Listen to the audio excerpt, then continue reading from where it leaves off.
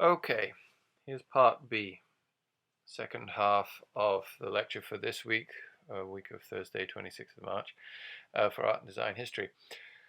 And basically I'm going to pick up again, as I did with part A, from where Gord left us, but take us in a kind of completely different direction and focus on a different part of that quote.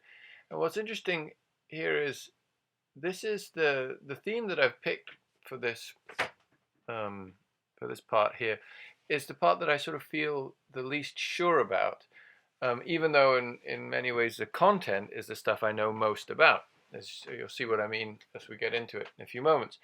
Um, and why that is various, and I hope to also discuss that as we go through. But what I'd just like to point out in sort of a meta sense, like sort of zooming all the way out and trying to look in on this lecture as from a great distance, is to show you that the way that courses like this, the way lectures like this are put together, are not set in stone.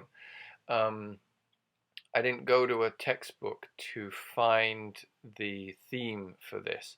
And although a lot of the narrative, the story I'm going to tell is one, so some of the parts of the story I'm going to tell is certainly one you can find in art history textbooks. Um, that's not actually the point, and the theme is not that. So the narrative I'm going to tell you is basically about the history of beauty in art for the last, say, I don't know, the latter part of the 19th century into the middle of the 20th century. It's about sort of 70 years of history there. And it's basically about paintings. But that's not really the point I'm making. It's about what beauty means in a different sense, and most importantly, the impact that history of art, has had on the history of design, and also the history of craft. Although I'm going to be talking a little bit more about in terms of design today, and we'll get back to craft more specifically next week. But follow me. This is an important story.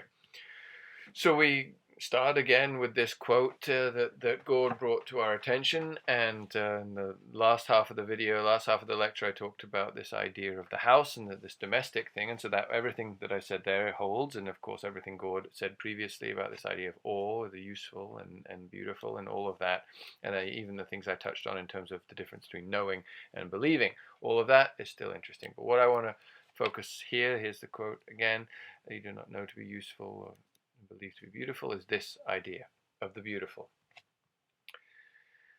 The relationship between human beings and the concept of beautiful is massive, and what we even mean when we say beautiful, we use the word, the concept beauty, is so huge and sprawling. It's definitely not something I'm addressing. I'm not going to define what I mean by beautiful here. In fact, I'm going to go to great pains not to define it. I'm even going to try not to give any examples. Certainly, I'm going to try to avoid giving examples of things I find beautiful. The point that I hope I will have made by the time we reach the end of this is ultimately it doesn't matter what we find beautiful, or what we think the word beautiful means, or how we might find different things beautiful. What matters is that beauty exists and the beautiful exists, and for each of us, whether we're defining that highly personally and subjectively, or trying to define it completely objectively, as if somehow there are universal rules that apply to us, that can apply to all things, and beauty can be attached to these grand universal monumental ideas, that sort of is, at least is the way I'm presenting it today, that doesn't matter. What matters is that beauty exists, and I'll explain what I mean, as I say, hopefully by the time we get to the end of it today, I'll have got there. So what I want you to keep in mind is this as the backdrop, this industrial scene, starting with the Industrial Revolution, say 1750s, but leading all the way through into our contemporary environment, through the 17th and 18th, excuse me, the 18th and 19th centuries, into the early 20th century. Here's Henry Ford, into the era of, say, Coca-Cola, and that kind of in the early 20th into the middle of the 20th century, and then all the way into our era, which is sort of the wake of the late 20th century.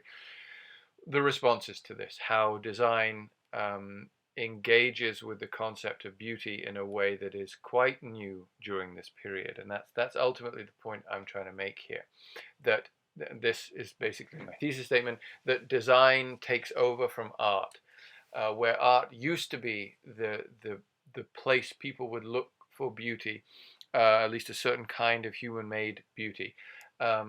Through this period that I'm talking about, the late 19th century into the middle of the 20th century, beauty, art really let go of the concept of beauty, tried to get away from the concept of beauty, in fact.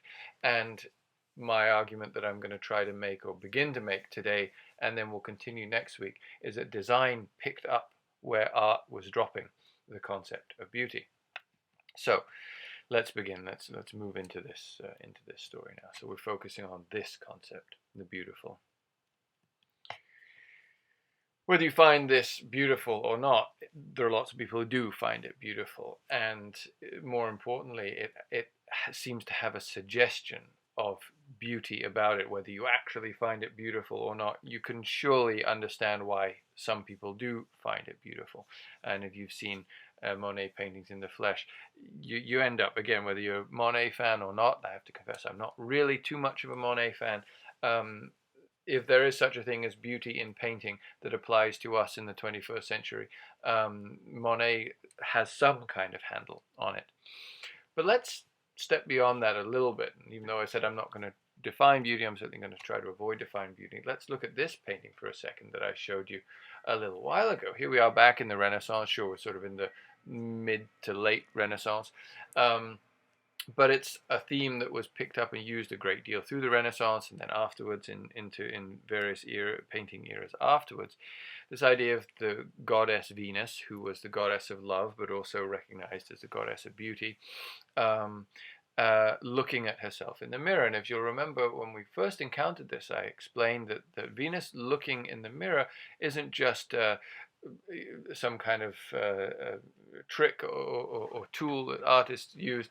It's a sign, it's a symbol of inner beauty, that Venus is enjoying her own beauty, not just as some superficial sort of skin deep sense of beauty, but the idea that she is virtuous, that she is good. And this connected with this idea of giving people a mirror, giving people mirrors as gifts. It's showing that being a symbol of a reflection of inner beauty. Basically, that outer beauty was sort of secondary. What mattered was this concept of inner beauty, some kind of nobility, some kind of strength of character, some kind of principled way of behaving. Lots of different ways to discuss that. And again, we're not going to get into that. But what we're talking about when we're talking about beauty is not just things that look pretty. And more importantly, it's not just about pleasure. And this is a huge subject, and I could easily get very distracted talking about this right now. Let's just say when I'm discussing beauty, especially in this video right now, in this lecture here, I'm not talking about beauty as something connected to, well, to be blunt, lust, or makeup sales, or something simplified in the sense of aesthetic stimulation, some kind of pleasure that we get.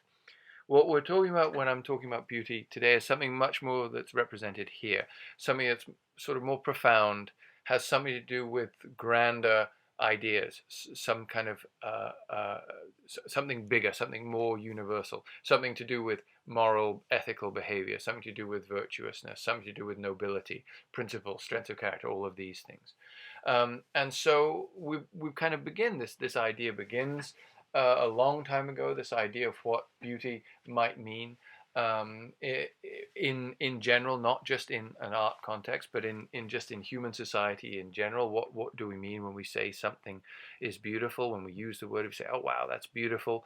What do we mean? We don't just mean that it makes our eyes feel nice, or that it pushes some instinctual buttons in us. Of course, we mean that too, but we also mean something much bigger and much more profound.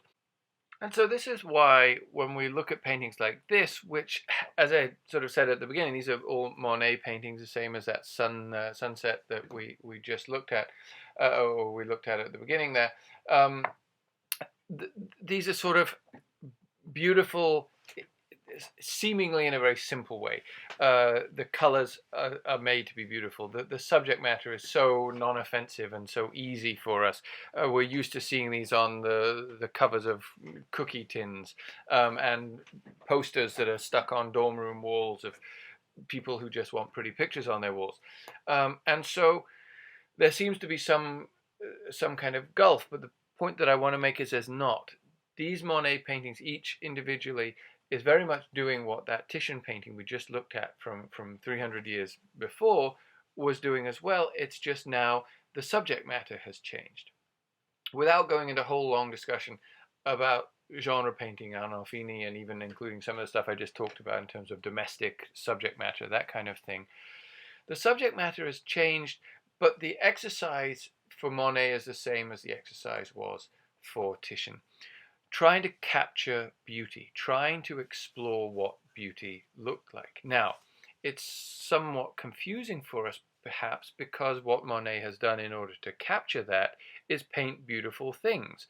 A field full of poppies has something of natural beauty about it, and without getting too sidetracked talking about Kant, there's something different about natural beauty than there is about artistic beauty. Let's just put a pause on that. Take my word for it for now. We'll look into that later. What we have is Monet painting beautiful things, painting them beautifully, but more important than that, and it's difficult to get to it because there's all that other beauty in the way, is he's trying to figure out what beautiful even means, what it means to have a beautiful experience, to touch something beautiful in the world.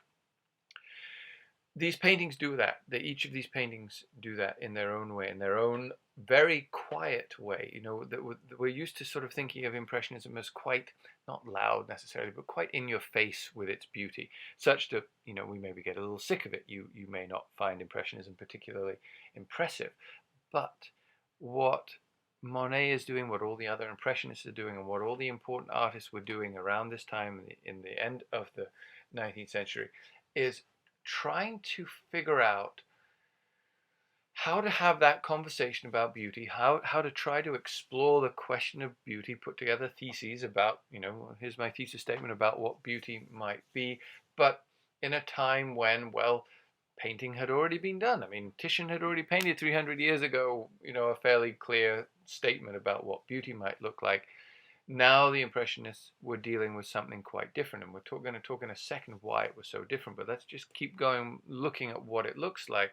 Here's another very famous painting. You might be familiar with this one, another very large famous painting by Seurat called Sunday on the Grand Jatte. And it's charming. The colors are quite easy to like. It's very easy to like primary colors, to look at these simple bold colors. There's greens, blues, reds, there's yellows, there's a little light and shade. In a way, it's a very simple painting. At least it's a simple composition. You can talk about lines. I mean, if we really wanted to get into art history, we could talk about how the curves continue throughout the painting. Notice how this curve runs over this curve, runs over this curve. There's a smooth balance to it.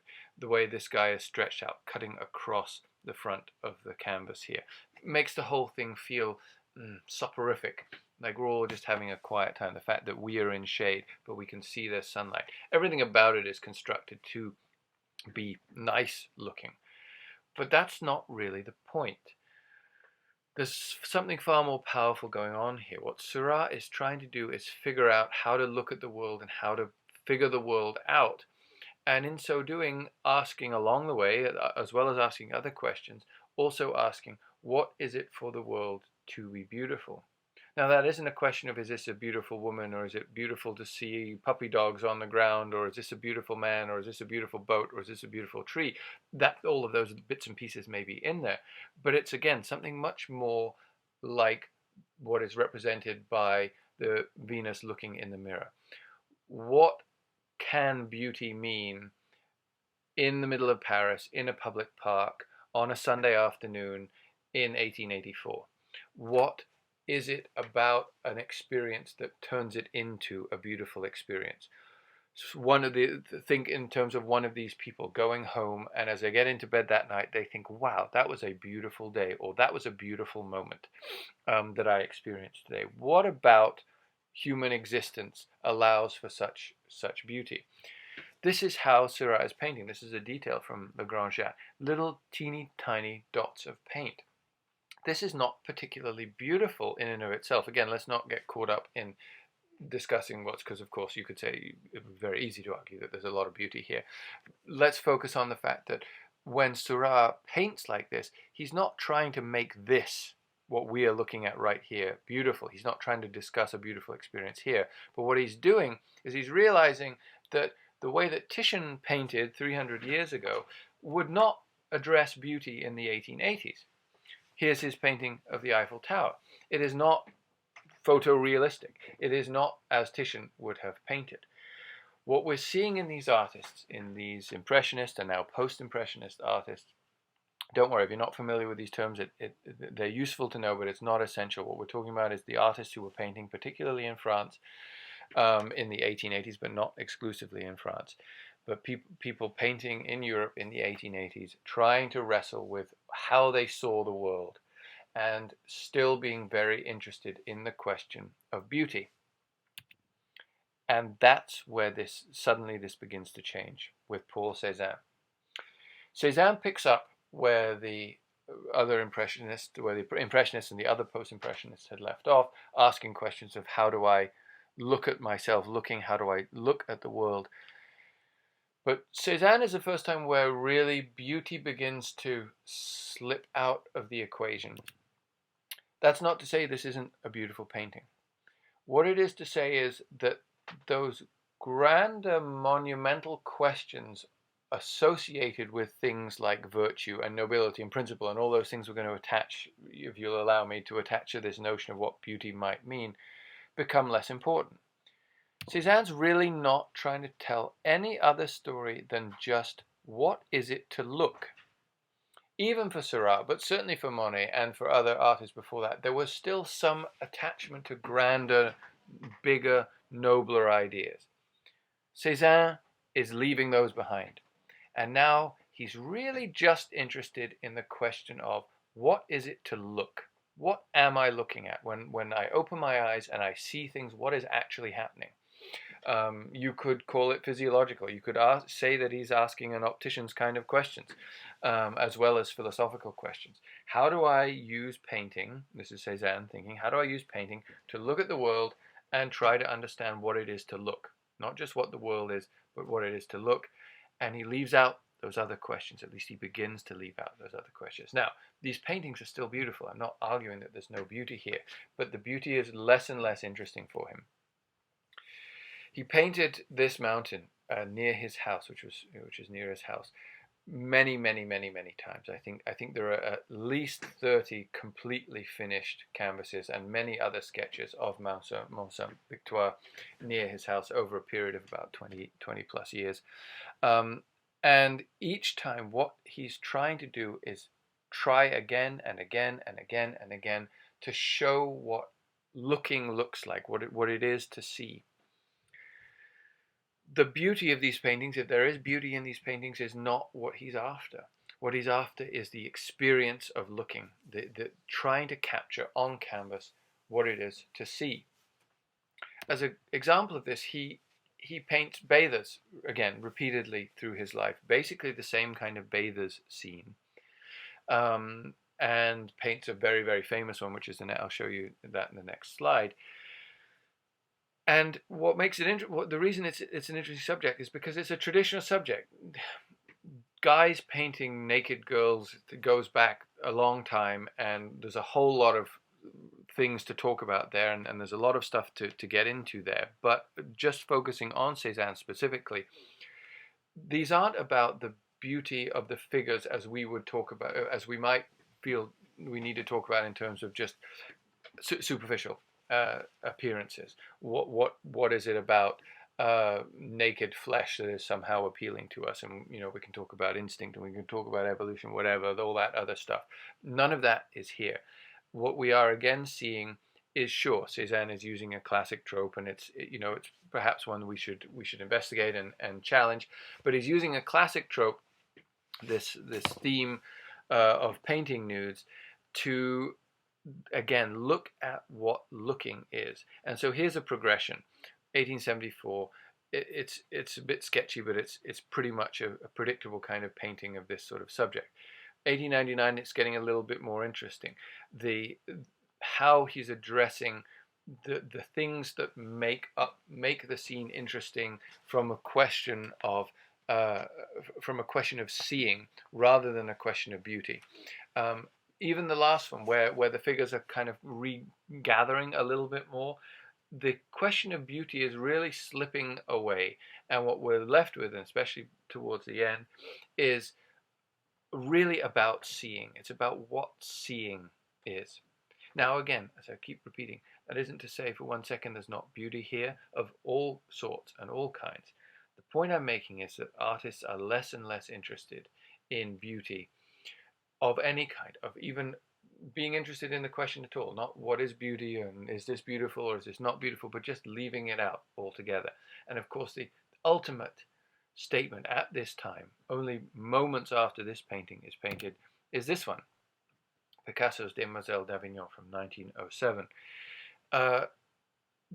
The question of beauty is intentionally evacuated from this painting, even though the subject matter is as sort of predictable in a certain sense. It's the same trope of nudes as has been done since in the ancient world, and yet what Picasso is specifically trying to do here is get the beauty out of the way so we can start to actually talk about seeing. He's taking Cézanne's project and really running with it. So let's pause just for a second here and ask, well, why? What is happening? This is 1906, 1907. What is happening in this period from the Impressionists, from the sort of 1870s through to about this time, sort of before the First World War, so up to about 1910? These things are happening. Massive, massive scientific changes. There's Edison with a light bulb, the advent of the car in some kind of serious way, which then leads fairly quickly into the Ford style kind of mass production of cars, not very long after the first cars like this one here, horseless carriages appear. It's the time of globalization. Here this is the Eiffel Tower being built for the World's Fair. Sort of somewhat on the heels of the Great Exhibition, you have this idea that the whole world is connected in a way that it never has been before. Think about the role of the rocket and the contraction of time and space. You've got, in France in particular, you've got a redesigning, a modernization. Old Paris is demolished and a new Paris is built, quite literally. I'll tell you more about that later, but you've got this sense that everything is speeding up. Modernism is really present. Modernity is really present, and there's a difference between modernism and modernity, which I'll talk about next week. Times are changing. Madame Curie is discovering how atoms actually work.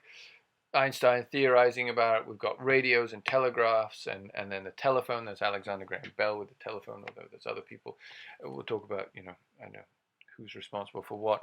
Point is, everything is speeding up. Everything is changing. There's a force of mechanization coming about. So these artists are in this milieu. Look at this, from this date, from 1879 to 1903. Einstein was 1905. This is exactly the time when Cézanne and then Picasso are saying, okay, there is no need for us to be thinking in terms of representation as we see it, as a realistic presentation as we see it, but rather we need to be presenting the question of what it is to look, in Cézanne's terms, and beauty is no part of that. There is no question of beauty in any of this. Now, that's again not to say that there isn't some beauty in any and all of these things, but the reasons behind these things, the reasons these were the things that motivated this, is less about beauty and more about something else, and that's something that these artists are wrestling with. Of course, a huge part for visual artists, a huge influence, is the development of photography. This is the oldest surviving thing we will call a photograph. It's basically only the result of a camera obscura with some light sensitive material behind it, so it's really not a real photograph in any sense. This probably is a better example of the first photograph. This from the 1830s, I think this is from 1838 or 1839. And you see it has a 10-minute exposure, but it actually is a photograph. And very quickly, Daguerre's invention, here he is, Louis Daguerre, of 1839, brings cameras into the mix, and very quickly, here's 1899. This is I'm not going to do a history of photography as much as I'd love to. We certainly don't have time for that. Atget is one of the early photographers, French photographer, who pioneered sort of street photography, going out and just taking pictures of real life as it happens. This one, obviously on the left, is a slightly early-ish one, and then he kept going for quite a while. I also want to show you Stieglitz, excuse me, taking photographs in America, same kind of thing. So with this, artists can, painting artists, painters can shift their vision. The need to try to reproduce anything realistically, Titian-like or anything else, completely changes. You combine that with the influence of those scientific and kind of human-made discoveries, and suddenly painters don't need to do the things that painters used to need to do. Any desire to kind of get away from investigations into beauty and instead direct their attentions on looking itself, say as Cézanne was doing, can now just be unhinged. Now there's nothing holding them back. A painter can paint a painting that need only just about look like a mountain. And if you know anything about the history of art, you know what's coming next. This then really begins to unfold. Braque and Picasso together. Here's Braque in 1908. So just think about that in terms of that we've been talking about with the scientific developments, with the photographic developments. Here he is painting houses, and you can still see, I think, that there are houses in there, but really what there are is just shapes, triangles and squares. There's more to it than that. There's an unpacking going on, but compare the shift here between Cézanne here on the right, the two smaller ones on the right, and then Braque's painting from, sort of round about the same time, but it's the next step forward. Again, think of perhaps that step between Cimabue and Giotto.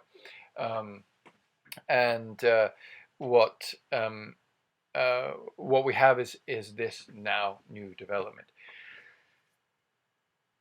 There are no questions, and this is a really loaded, a lot of people will throw things at my head for saying this, but there's no real interest in beauty in a universal sense anymore here. Now, Braque would probably not like that. There is beauty, but it's very, if you want to use the word we used in the other half of the lecture, domestic. It's very personal. It's isolated, and meaning it's not connected to some grand universal idea. Like there's no morality in here. There's no expression of virtue in here. What there is questions of looking and questions of seeing and questions of apprehending the world. So here now, the famous duo Braque and Picasso, they were working very closely together, such that even they couldn't tell their paintings apart sometimes. And you can see they're now moving increasingly in that direction. What would be called and what was called Cubism, what is called Cubism. The Braque on the left, you can still see the fishing boats. The fact that the fishing boats also look a little bit like fish is no coincidence. The fact that all the planes are flattening out, everything is flattening. The houses on the hill and the Picasso on the right, you can still see houses. More importantly, you can still see a hill. Very quickly, however, they flatten and flatten and flatten. It becomes increasingly challenging if what you're looking for is the thing that you think you're looking for. You can probably see the girl, you can probably see the mandolin, with the girl with mandolin on the right. Can you see the metronome on the left? I can. I've spent time figuring some of these paintings out, but that's not necessarily the point. It is in there. I'm not going to show you so you can have fun dismantling your Braques and your Picassos here. Um, the point is to look at the looking and look at objects in all of the ways that objects can be looked at. How do we see the world is what Picasso and Braque are asking throughout their various stages of Cubism. What is it to experience the world? You might say is as big as they want to get it. The still life with metronome. What is that? To be in a room looking at a still life. There are books on the table, there's some fruit on the table, the metronome is, well, I'm not going to tell you where the metronome is on the table. There are a few other objects which you can spend your time just really look at it, and you can pick it apart. What is it to experience all of these things, especially say if the metronome is ticking? A metronome is, as you may know, it creates this very rhythmic tick so that musicians can stay in time when they're playing their music. That rhythmic tick is the sound of modernism. That is the sound of modernity, being in a room with a metronome.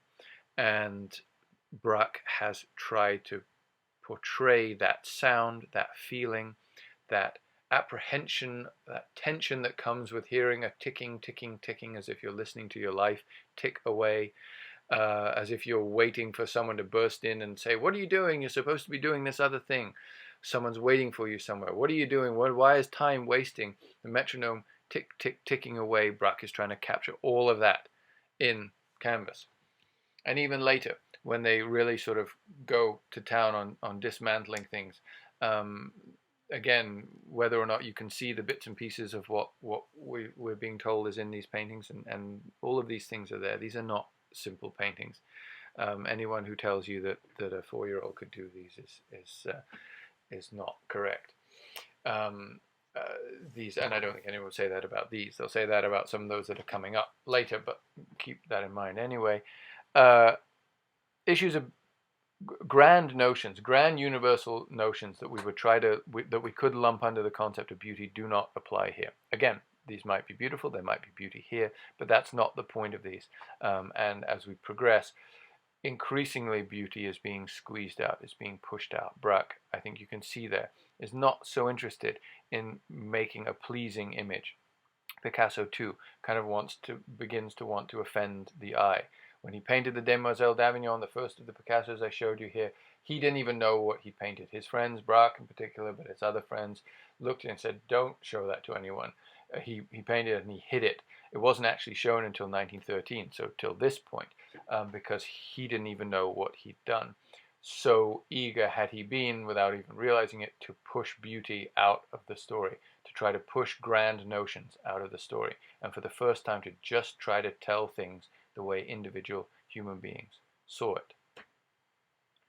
So, don't worry, this is still a design and craft course. I'm talking a lot about art here, but it is. So what happens next, right? How does all this connect to design? Because it does. Here we have these artists who traditionally had been the keepers of beauty, at least certainly the keepers of human-made beauty, of artificial beauty, one way or the other. Paintings, and it would also then include, we can expand the category artist to include the musicians, the architects, the poets, all the various art forms where the aspiration was to try and connect to something beautiful. And I don't want to put the cart before the horse, but the whole point there was to make the beautiful accessible. I'll talk about what we mean. But so how does this now interact with our design story? Okay, so art had been the place of beauty. Increasingly, it's not. People like Picasso, but Cézanne before him are squeezing it out, pushing beauty to the periphery as much as possible. Then what happens?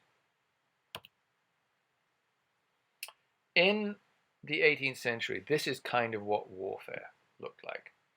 And all the way through the 19th century, this is still pretty much how people thought about war. When there was the Franco-Prussian War in the middle of the 19th century, this is kind of pretty much what it looked like. Soldiers lining up on a battlefield and shooting at each other, and following some pretty strict rules, such that you could have meetings, the generals would meet, There are plenty of books. You read Tolstoy, he talks about the families traveling with the armies and staying in nearby villages to basically be able to watch, not from a spectator sport sense, but to be connected, to know what was going on, especially with loved ones involved in the battle. Not for one moment saying this was a pleasant way to do warfare, but it was much more like a chess game. One army would make a move and the other army would counter move, and then they'd have strategies, etc., etc. And this had been basically the way warfare had been done for thousands of years, since human beings started doing warfare, basically. Certainly in these European style wars where they would just bash each other over the head, and it was whoever had the most number of people standing at the end that would win. Now, what happens when you combine the desire to go to war with each other non-stop with the Industrial Revolution? Well, everything changes. Everything changes, and that's what we've been talking about. We're in the wake of the Industrial Revolution here. So what happens when you industrialize warfare? Well, everything goes kablooey. All of these old rules of you shoot first, then we shoot second, it wasn't quite like that, but the kind of sense of the chess game that's represented in this picture up here go right out the window. And what we have here is total warfare, mechanized warfare, industrialized death. We see this in various introductory stages. The American Civil War certainly has a beginning of that in the middle of the 19th century. There are various colonial gestures by the British, which we're still going to loosely call colonial wars, even though that feels like an offensive way to talk about it. But what we're looking at here is World War I. Now, you may have heard a lot about World War I, and there's a lot of talk about World War I, and there's a lot of myth about World War I, so I really don't want to add to that too much. But here, in a very small amount of land in northern France and Belgium from 1914 to 1918, two massive armies pitted themselves against each other for very little ground gained, and they used the industrial machinery to do this. We've got a machine gun here. We've got gas mask, obviously the industrial development of chemical warfare, gas warfare. And just look at these scenes here. These would have been woods. Like these are woods you could have walked through. And instead the trees are completely destroyed. Like even the trees are destroyed. The ground, what had been fertile, nice ground, what had been towns and villages reduced, completely and utterly destroyed, and of course all the human beings who were pitted against each other destroyed in the process. Now, there have been many bad events, and the 20th century is a catalogue of absolute horrors, and so at this point it's difficult to say the First World War was the worst this or the most horrific that, but up to that point it was the most horrific thing that had happened, even in the context of those religious wars of, say, the 30 Years' War and the 100 Years' War that I talked about in class before. This was a new scale, and it was the mercilessness of it. It was the fact that it was industrialized. So, how do all these two things come together? Well, after the First World War, after the end of the First World War, there's this sense of absolute disgust at human nature. Sure, society gets going again, but artists are completely revolted. How could anyone even think about doing anything beautiful? So there are lots of responses, and I want to take us through a few that lead us into the 20th century and show how beauty has been completely evacuated from art, absolutely altogether. The first thing I want to introduce you to is Dada. Dada is an art movement that starts quite soon after the First World War and is intended as a response to the First World War. Here's an object, an assemblage, as it's called, that is a Dada is a Dada object, and I mean I don't want to get into the whole story of what Dada is. It's a made-up word, first of all. That's an important thing. It's a made-up word, very much like the word a baby would use, for example, because what they wanted to show was that human beings, well, what are we? We're these messy, childish, silly things. that do things like the First World War, where you just line people up against each other and shoot at them in the mud for 4 years. And what possible capacity is there for anything that makes sense? How could you make an artwork that makes sense anymore? So the Dadaists would put performances together that would have this would be a poster. This was there. They had a journal. They had all kinds of articles about how society was basically so totally broken and corrupted by ourselves, that we did this to ourselves, that there had to be some kind of revolution, and there were lots of sort of splinters. There was a sort of kind of communist element in some senses, in some parts of this movement, but collectively it was really just about making nonsense, making objects that were not in any way relatable to objects like Titian's painting or anything like that. A movement that followed very closely after this, sort of almost kind of emerged from Dadaism, was Surrealism. This had a little bit more focus. It had a little bit more of a specific agenda in mind, but it definitely avoided the concept of making something that grandiose, making something that connected to ideas, as we would again say, fall under something called beauty.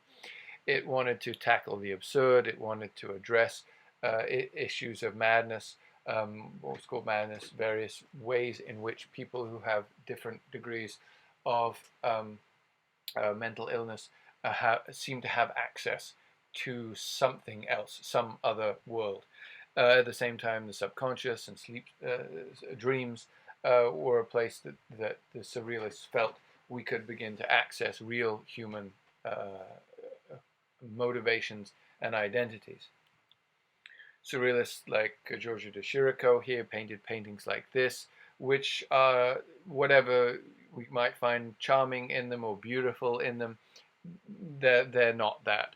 They're dreams, they're nightmares, they're poking us in different ways, trying to unearth something, as if this one, de Chirico certainly painted a lot as if from dreams, the kind of scene you see in a dream and you don't understand really what it means.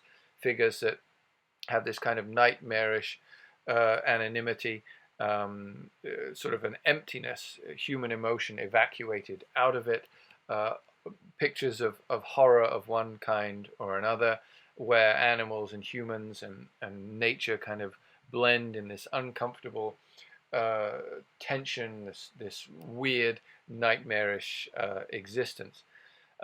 The paintings of course, have a beauty to them, and especially if we look at paintings of Salvador Dali, who was part of this group for a while and continued painting in this vein all his life. But the point was not to try to associate anything permanent or universal, but to just try to tell a story that explains some of the brutality and the nastiness of humanity. Perhaps the single most important object from this era is The Fountain by Marcel Duchamp, originally from 1917, created sort of at the height of the First World War for an exhibition in Paris. The original was thrown out actually before that exhibition was even started, so this close replica was made in 1964. What Duchamp did was he took a public toilet and signed it. He signed it R. Mutt. That's part of his kind of joke, if you like, and stuck it in a gallery. And he said this was an artwork. Now, we're not going to spend a lot of time on this because this is a very big subject. This launches a conceptual break that has not been undone, or has not been healed, has not been fixed, between art and certainly the art of the past, and some people might argue art and the real world. It's very clever, and it's very awesome. What Duchamp did was he put this in the gallery and said it's an artwork, and when sort of pressed on it, all he needs to say is, well, I made the decision that it's an artwork, and that's all that it takes to be art. He went on with a whole bunch of found objects and ready-mades, where he would take found objects and then put them together. The bicycle wheel on the stool doesn't make any sense, right? I mean, it's neither a stool nor a bicycle wheel, and That's kind of exactly the point, and just his putting it together is enough, he would say, to make it into an artwork. Now, this is definitely where we begin to lose people, but look at this one. There's humor here. It's just a snow shovel. There's a found object. Nothing has been done to it. He didn't make it in any way. He went to the hardware store and bought a snow shovel, but then he named it in advance of a broken arm. Suggestion, obviously, being that you break your arm while you're shoveling snow. This is the total escape from the history of art, trying to break everything about the art world. Now, some of these are before the First World War, so these are not necessarily a response to the horrors of the First World War, as much as they are, again, to get away from the artists, the painters, get away from the Monets and the Cézannes even, who continued to perpetuate this attempt to use painting to access something. And what Duchamp was saying here is not only does painting not access anything, but there's nothing to access. There's no secret. A painting is just a painting. And by sticking a toilet or a snow shovel in a gallery and calling it an artwork, he's shown that art is totally transparent. It's kind of totally powerless and meaningless. Artists who followed did the same kind of thing in different ways. Malevich not in any way influenced by Duchamp necessarily, but answering the same kind of questions. What do we make now?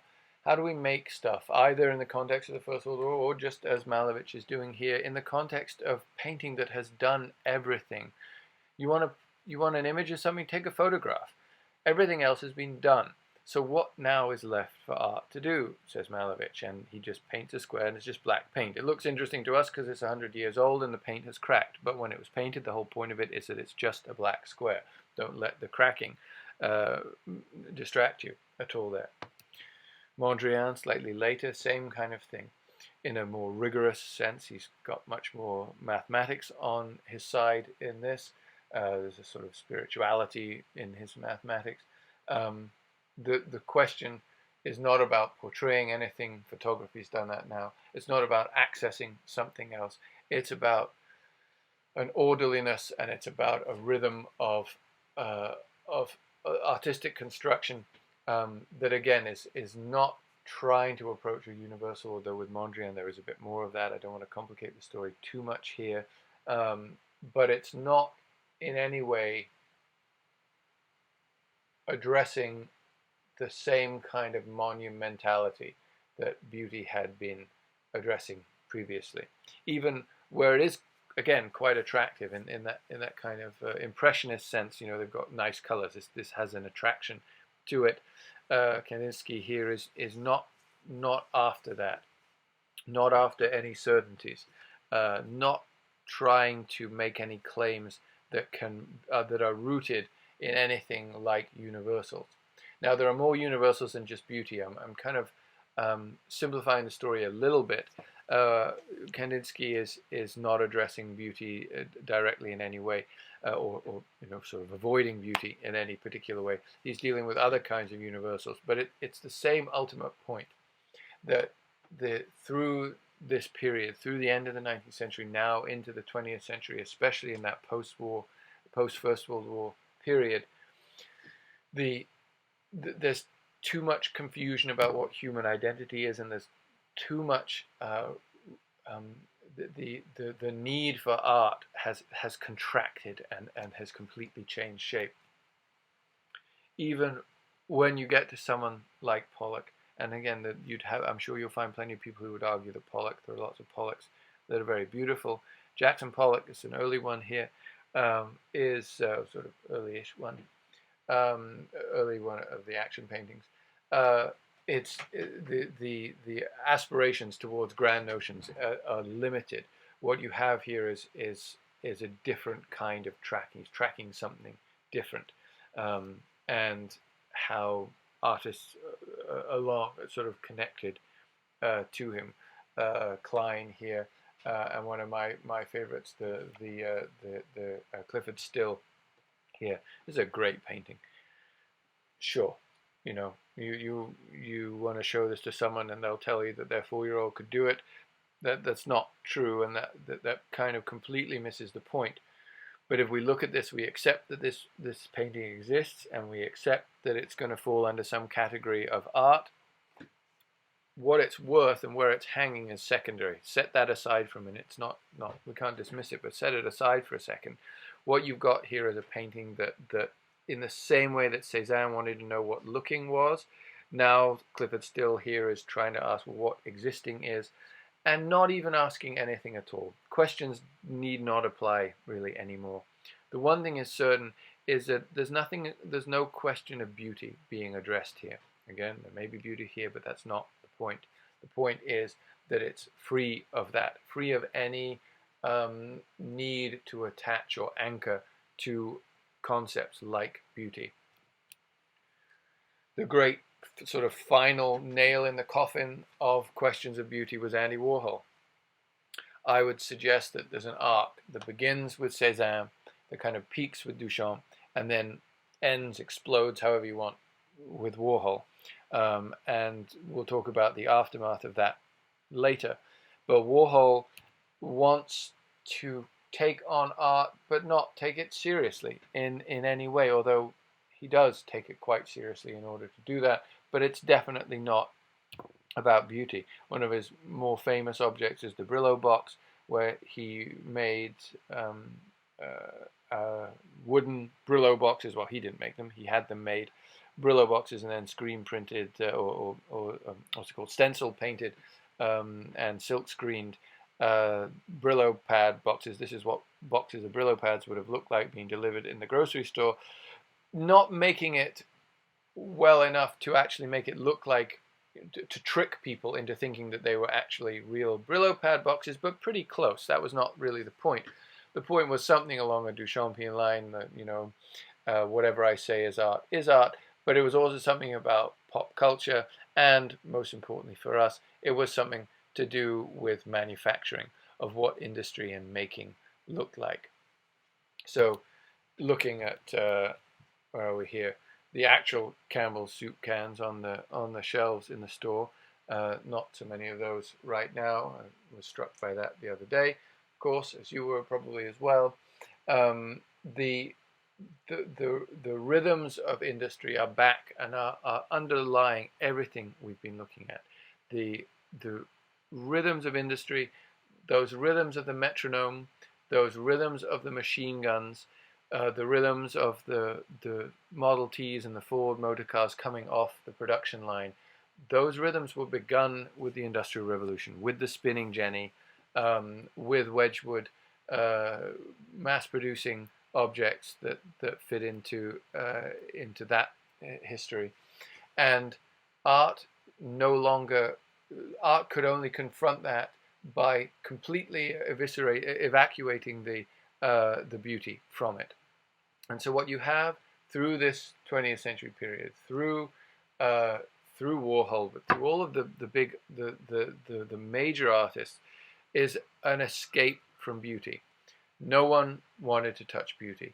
And it's not really till the 1980s that anyone begins to even think about beauty again. And it's not even really until, who knows, now maybe the last 10 years, that you can call yourself a serious artist and be interested in beauty once again. And what happens during that period is that design picks up the question of beauty.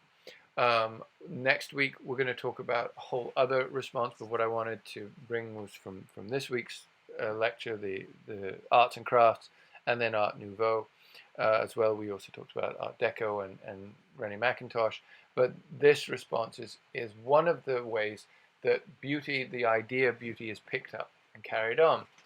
And so the argument I'm ultimately making is art is decreasingly interested in beauty, starting in the 1870s, say, through into the 1950s and 60s, and design is increasingly interested in beauty and increasingly has the power over beauty in the world, through architecture certainly, but more importantly through the individual objects of industrial design. Beauty takes over industrial design takes over the role of trying to aspire to beauty, and I would say in the best ways that design the best design takes over those notions of beauty that are supposed to be universal, that are supposed to be really big and really huge. And I'll end with this. This lecture is a little bit disorganized and a little bit scattered, but that's because it's at least this half. I hope the first half was a bit clearer. Because this is deeply personal to me, and it was because last weekend was the first moment that I really sort of realized what is going on with this pandemic. And I mean, I understood. I wasn't being stupid about it. I understood what was happening, and I understood what we were supposed to do. But it was the first time that I actually felt some of the anxiety that I know a lot of people had been feeling for a while, and a lot of people are feeling now. And the first instinct for me was to try to find something beautiful. Now, I'm being highly personal, maybe too personal. Maybe you don't really want to hear this, but what I wanted to do was to find something beautiful, and for me, I don't know, oddly enough, that's music. Like I wanted to put on, I went through my phone, I went through to find all the most beautiful things. I'm not talking about things that make me feel good. I'm not talking about the things that remind me of happy times. I'm talking about something that I know to be beautiful. And what I realized is what beautiful means is having an access to something beyond. Because what I wanted to think of something that wasn't being affected by this virus and this by this global situation. I wanted to be able to think. So if I'm really stressed at home, what do I think of? I think about my grandma. Oh, how's she doing? And she's out of my stressful world. If I'm worried about my bank balance, I think about the hills I used to walk on when I was a kid, because they're outside of my immediate environment. So there I was trying to think of something that was outside of this immediate environment, and there was nothing I could think of that was outside of this. If I think of my grandma, well, she's being very directly affected by it. If I think about those hills that I walked on as a kid, those are directly. There's no one walking on those hills right now. Everything about my life, everything about everyone's life is so inside this thing that I needed to think of something outside. What was outside? Well, the moon maybe is outside, but what is safe from this thing that isn't being bothered by it? Now, we're all actually safe. Lots of people will be affected by this, but our human society will continue, and we'll look back on this, and it will be a very bad thing, and lots of people will be touched by it personally, but collectively we're going to be okay. But it doesn't change the fact that I wanted something beautiful. Now, I'm not telling you what is beautiful. I don't know how beautiful I find the Abbey of Saint Denis here. I don't know how, going back to that history of photography, Ansel Adams, I do find Ansel Adams quite obviously beautiful, and more importantly, he found these scenes beautiful. He wanted to capture them. I think this is a very beautiful picture, and we'll refer to that at some point in the future. What I've wanted to show you here today is that through the 20th century, certainly the first half of the 20th century, art let go of that ability to appeal for something beyond. Beauty had been, to my mind, a good definition of beauty might be something that gives you access to something beyond yourself, beyond the immediate conceivable. I hope all of you can think of something that you find beautiful. And if you can't, now is the time to definitely cultivate that. What you find beautiful will be different from me. It might be a human being, it might be a piece of music, it might be a place. Now, I'm not saying that it has to be Bach or something. I know of a friend who's a bit, I don't know, he's a very good friend of mine. He finds certain Tool songs very beautiful. Now, I don't see that, but my point is that what the beautiful is to you, and specifically, is not nearly as important as the existence of the beautiful. And in this sort of time where things are feeling very strange, and historically this is up there with as crazy as planet Earth gets, having